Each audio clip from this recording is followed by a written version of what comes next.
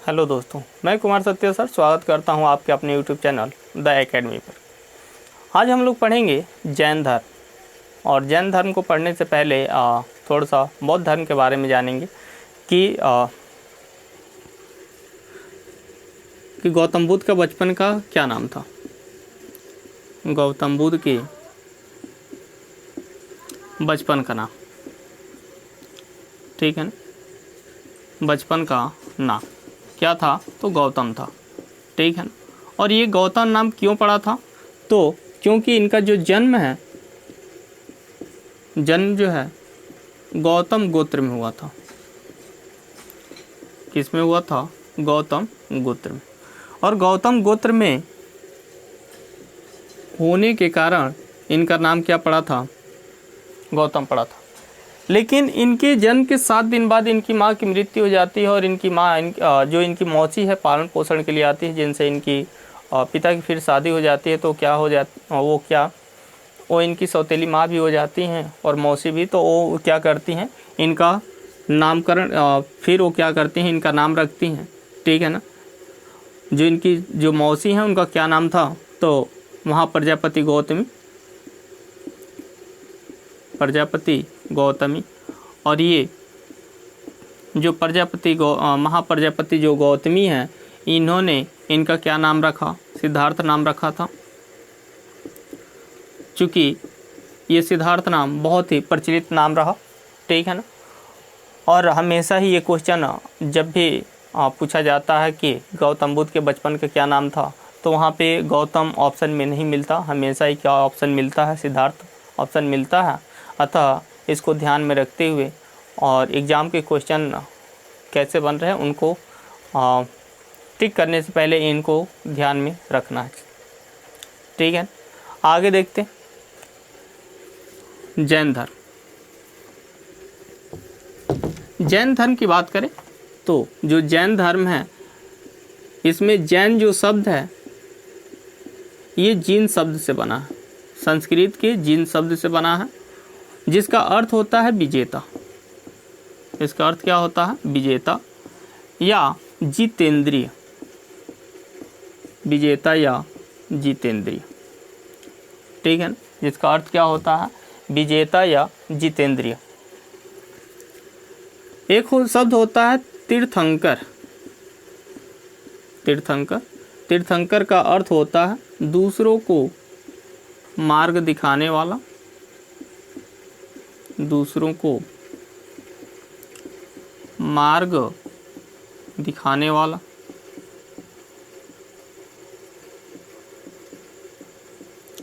एक होता है सलेखना। सलेखना का होता है तो जैन धर्म में निराहार व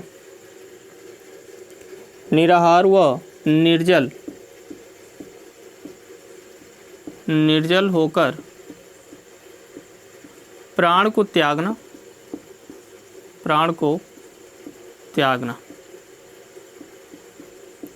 ठीक है ना। ये क्या होता है? सलेखना होता है। जैसे चंद्रगुप्त मौर्य की बात करें, ठीक है ना, तो उन्होंने अपने अंतिम समय में सलेखना विधि के द्वारा अपने प्राणों को त्यागा था, ठीक है ना। तो ये इसमें क्या किया जाता है कि इसमें भोजन और जो जल है, इन दोनों का ही क्या किया जाता है? त्याग कर दिया जाता है और अंततः क्या हो जाती है? मृत्यु हो जाती है, ठीक है ना। जैन धर्म की बात करें तो इसके संस्थापक कौन थे? तो जैन धर्म के इसके संस्थापक की बात करें तो इसके संस्थापक कौन थे? तो ऋषभदेव थे।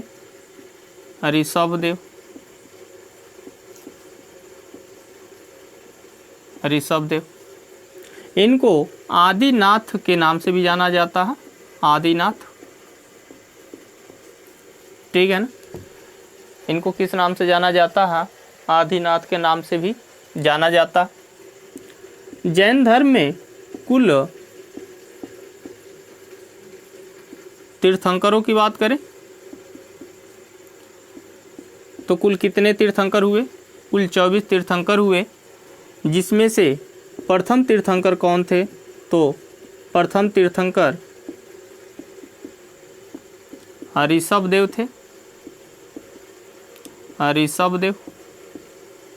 दूसरे तीर्थंकर की बात करें, दूसरे तीर्थंकर कौन थे? अजितनाथ थे, अजितनाथ। ऐसे ही 23वें तीर्थंकर कौन थे? तो पार्श्वनाथ थे। और पार्श्वनाथ की बात करें तो जो इनको ज्ञान की प्राप्ति है, ज्ञान की प्राप्ति ये कहाँ पे हुई थी? तो इनको ज्ञान की प्राप्ति झारखंड के पारसनाथ पहाड़ियों, पारसनाथ पहाड़ी, पारसनाथ पहाड़ी के सम्मित शिखर पर हुआ था।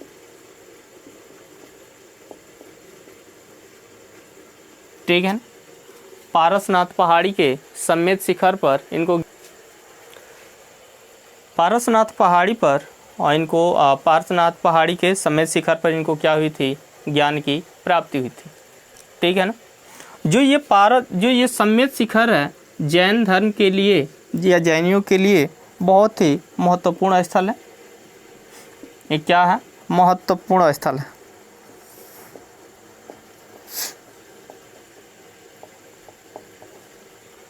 ठीक है। जो 24वें जो तीर्थंकर थे वो कौन थे? तो 24वें तीर्थंकर ये कौन थे? तो महावीर स्वामी थे, महावीर स्वामी। 24वें तीर्थंकर कौन थे? तो महावीर स्वामी हुए। महावीर स्वामी के जन्म की बात करें तो महावीर स्वामी का जन्म, महावीर स्वामी का जन्म कब हुआ था? तो 540 ईसा पूर्व में। कब हुआ था? 540 ईसा पूर्व में। जन्म स्थान क्या था? तो वैशाली के राजगृह में हुआ था, वैशाली के राजगृह में। वैशाली के राजगृह में महावीर स्वामी का जन्म हुआ था। और इनके बचपन का नाम, बचपन का नाम क्या था? तो इनके बचपन का नाम जो था वो था वर्धमान या वर्धमान। इनके बचपन का क्या नाम था? तो वर्धमान था। ठीक है ना? और इनके पिता की बात करें तो इनके पिता का नाम क्या था? तो इनके पिता का नाम था सिद्धार्थ, जो कि उधर गौतम बुद्ध का भी नाम था, बचपन का नाम था। ठीक है ना? तो वही नाम इनके पिता का है, सिद्धार्थ। इनके जो माता हैं, माता कौन है? तो त्रिशला है, त्रिशला, जो लिच्छवी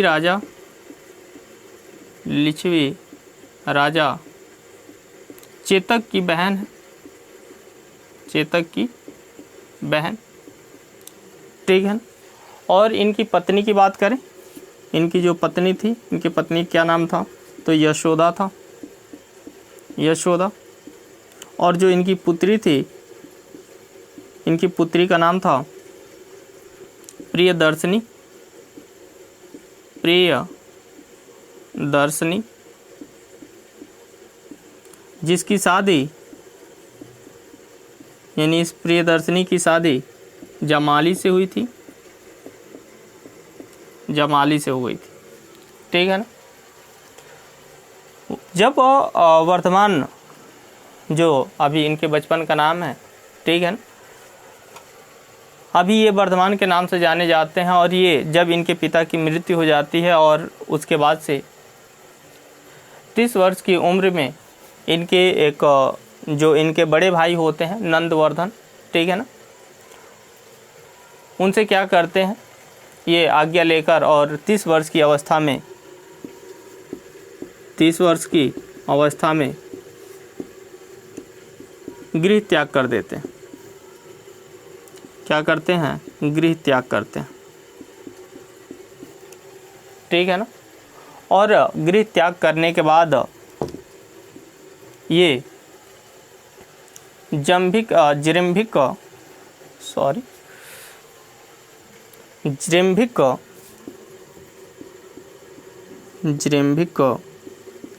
ग्राम में ऋजुपालिका नदी किनारे ऋजुपालिका नदी के किनारे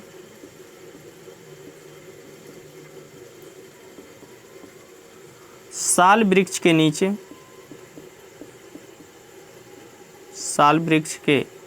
नीचे इनको कहा हुई तो कैवल्य की प्राप्ति हुई। किसकी प्राप्ति हुई, कैवल्य की। कैवल्य मतलब ज्ञान की प्राप्ति हुई, ज्ञान की प्राप्ति हुई। और तब से जो वर्तमान है ये क्या कहलाते हैं, तो तब से इनका नाम जो है विजेता या जिन रख पड़ा, विजेता या जिन, ठीक है। तब से इनको किस नाम से जाना गया, विजेता या जिन कहलाए।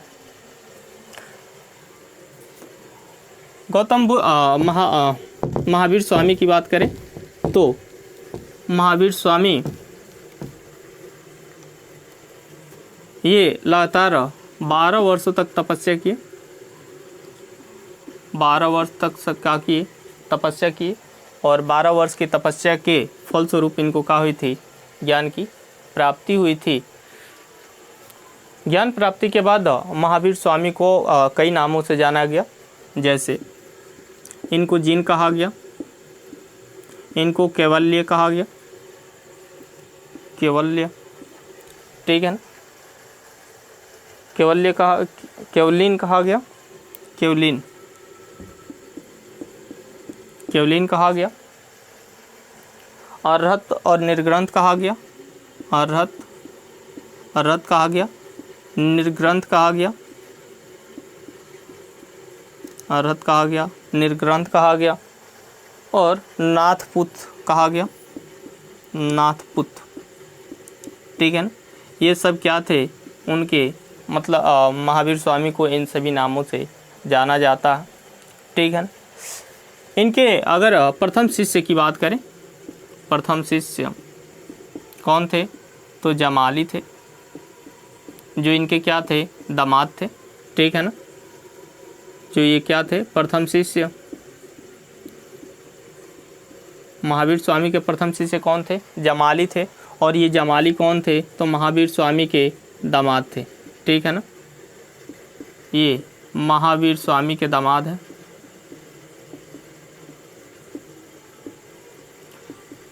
के दामाद हैं। और जब और ये जो जमाली हैं, ठीक है ना, ये महावीर स्वामी के बहुत बड़े आलोचक रहे, ठीक है ना, विरोधी रहे। लेकिन इन्होंने ही सबसे पहले उनकी शिष्यता ग्रहण की। उसके बाद से ये प्रथम पुरुष में आए। और प्रथम पुरुष में अगर प्रथम शिष्य की बात करें, ठीक है ना, यानी पुरुषों में प्रथम शिष्य की बात करें तो कौन थे, जमाली। जबकि महिला में प्रथम शिष्य कौन हुई, प्रथम शिष्य, ठीक है ना। तो जो इनकी प्रथम जो शिष्या थी,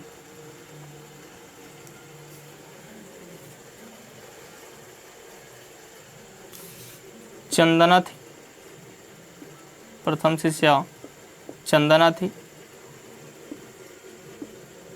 इनको प्रथम भिक्षुणी भी कह सकते हैं। प्रथम भिक्षुणी कौन थी? तो चंदना थी। ठीक है ना। जो जैन धर्म है, जैन धर्म में देवी देवताओं को तो मान्यता दी गई है, लेकिन उसको जैन धर्म से नीचे रखा गया। साथ ही साथ जो जैन धर्म है, इस जो जैन धर्म जो महावीर स्वामी, ठीक है ना, अपने जो उपदेश है किस भाषा में दिए थे? तो जो इनकी भाषा थी वो प्राकृतिक भाषा थी। कौन सी भाषा थी? प्राकृत भाषा, प्राकृत भाषा। ठीक है ना। और इन्होंने अपना प्रथम उपदेश कहाँ दिया था? तो इनका प्रथम उपदेश, अगर इनके प्रथम उपदेश की बात करें तो वो दिए थे, प्रथम उपदेश राजगृह में, राजगृह में विपुचल पहाड़ी के पास दिए थे। विपुचल पहाड़ी, विपुचल पहाड़ी के पास में ये प्रथम उपदेश दिए थे। और जगह कौन सा था? राजगृह था। इनके कुल प्रधान 11 शिष्य थे, यानी जो प्रमुख शिष्य थे या प्रधान जो थे, प्रधान शिष्य कुल कितने थे? तो कुल 11 थे, जिनको गणधर के नाम से जाना जाता था। जिनको किस नाम से जाना जाता था? गणधर के नाम से जाना जाता था। और महावीर स्वामी की मृत्यु कहाँ हुई? इनकी मृत्यु की बात करें तो इनकी जो मृत्यु है, इनकी जो मृत्यु है 72 वर्ष की उम्र में, 72 वर्ष की उम्र में कहाँ हुई थी? तो पावापुरी राजगृह में हुई थी, या राजगृह के पावापुरी में हुई थी, के पावापुरी, राजगृह के पावापुरी में 72 वर्ष की उम्र में, अर्थात 468 ईसा पूर्व में, 468 ईसा पूर्व में महावीर स्वामी की मृत्यु हुई थी। ठीक है। इसमें जो जैन धर्म है, जो जैन धर्म है, जिसमें इसके त्रिरत्न की बात करें, त्रिरत्न तो कौन कौन से? तो सम्यक ज्ञान, सम्यक ज्ञान, सम्यक दर्शन, सम्यक ज्ञान, सम्यक दर्शन और सम्यक आचरण। ये क्या है? जैन धर्म के ये त्रिरत्न है। ठीक है ना। जैन धर्म में 5 महाव्रत को, अगर इसके महाव्रत की बात करें, जैन धर्म में महाव्रतों की बात करें तो कुल कितने हैं? 5 महाव्रत हैं। ठीक है ना। और ये 5 महाव्रत कौन कौन से हैं? तो अहिंसा, सत्य, अस्तेय, अहिंसा, सत्य, अस्तेय, अपरिग्रह, ब्रह्मचर्य, अपरिग्रह, ब्रह्मचर्य। ये क्या है? ये 5 महाव्रत हैं जैन धर्म के। ठीक है ना। जिसमें कि ये प्रारंभिक जो 4 जो महाव्रत हैं, ये पार्श्वनाथ द्वारा दिए गए। पार्श्वनाथ, इसको किसने दिया था? पार्श्वनाथ ने दिया था। जबकि ये ब्रह्मचर्य इसको जोड़ा किसने, तो महावीर स्वामी ने इसको जोड़ा। महावीर स्वामी इन्होंने क्या किया, ये पांचवा महाव्रत को जोड़ा, ठीक है ना, जिसमें अहिंसा का मतलब है हिंसा ना करना, सत्य का मतलब है हमेशा सत्य बोलना, झूठ ना बोलना, अस्तेय का मतलब होता है कि चोरी न करना, और अपरिग्रह का मतलब होता है धन इकट्ठा न करना या धन का संग्रह न करना, और ब्रह्मचर्य का मतलब है ब्रह्मचर्य का पालन करना, ठीक है ना। तो ये रहा जैन धर्म। हाँ, यहाँ पे एक चीज़ और था कि जो जैन धर्म है ये 2 गुटों में बढ़ जाता है, ठीक है ना। जैन धर्म कितने गुटों में बढ़ जाता है, 2 गुट में, यानी 2 भाग में बढ़ जाता है, ठीक है ना। कि जब भारत में लगातार 12 वर्षों तक, यानी जो पाटलिपुत्र है, ठीक है ना, वहाँ लगातार 12 वर्षों तक सूखा पड़ने के कारण, अकाल पड़ने के कारण जो भद्रबाहु है, ठीक है ना, अपने कुछ शिष्यों के साथ ये श्रवण बेलगोला चले जाते हैं कर्नाटक में। और जब वहाँ से 12 वर्षों के बाद जब वो वापस लौटते हैं तो यहाँ के स्थानीय जो जैन भिक्षु थे उनमें मतभेद हो जाता है, ठीक ना, उनसे मतभेद हो जाता है, क्योंकि ये जो स्थान जो एक ही जगह पे रह गए थे, यानी स्थूलभद्र के नेतृत्व में जो रह गए थे, उन्होंने क्या किया था, तो एक कौन थे, तो भद्रबाहु थे, भद्रबाहु, और दूसरे कौन थे, स्थूलभद्र थे, स्थूलभद्र, ठीक है ना। भद्रबाहु के नेतृत्व में जो श्रवण बेलगोला चले गए थे, श्रवण बेलगोला, ये कहाँ है, कर्नाटक में। और स्थूलभद्र के नेतृत्व में जो वहीं रह गए थे। तो जब ये 12 वर्षों के बाद जब वहाँ पे वापस लौट कर आते हैं तो देखते हैं कि जो जैन हैं, जो जैन को मानने वाले हैं, ये जो स्थूलभद्र के नेतृत्व में जो जैन धर्म के जो मानने वाले जो लोग हैं वो क्या कर रहे हैं, जैन धर्म को नहीं मान रहे हैं, सही तरीके से नहीं मान रहे हैं। अतः इनमें क्या हो जाता है, मतभेद हो जाता है। और ये इसलिए होता है क्योंकि जो स्थूलभद्र के नेतृत्व में जो लोग रह जाते हैं यहाँ पे, ये क्या करते हैं, श्वेत वस्त्र का धारण कर लेते हैं, श्वेत वस्त्र धारण करते हैं, ठीक है ना। जबकि जो भद्रबाहु के नेतृत्व के जो सदस्य थे ये क्या होते हैं कि ये नग्न रहते हैं, ठीक है ना, या निर्वस्त्र होते हैं। ये क्या रहते हैं, निर्वस्त्र रहते हैं, ठीक है ना। और इस तरह से ये 2 भागों में बढ़ जाता है। एक को कहा जाता है जो भद्रबाहु के नेतृत्व वाला था, इसको कहा जाता है दिगंबर, और जो स्थूलभद्र के नेतृत्व में थे जो श्वेत वस्त्र को धारण करते हैं, इनको कहा जाता है श्वेतांबर,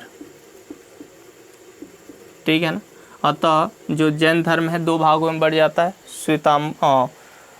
श्वेतांबर और दिगंबर, यानी 2 भागों में बढ़ जाता है। तो आज यहीं तक, थैंक यू।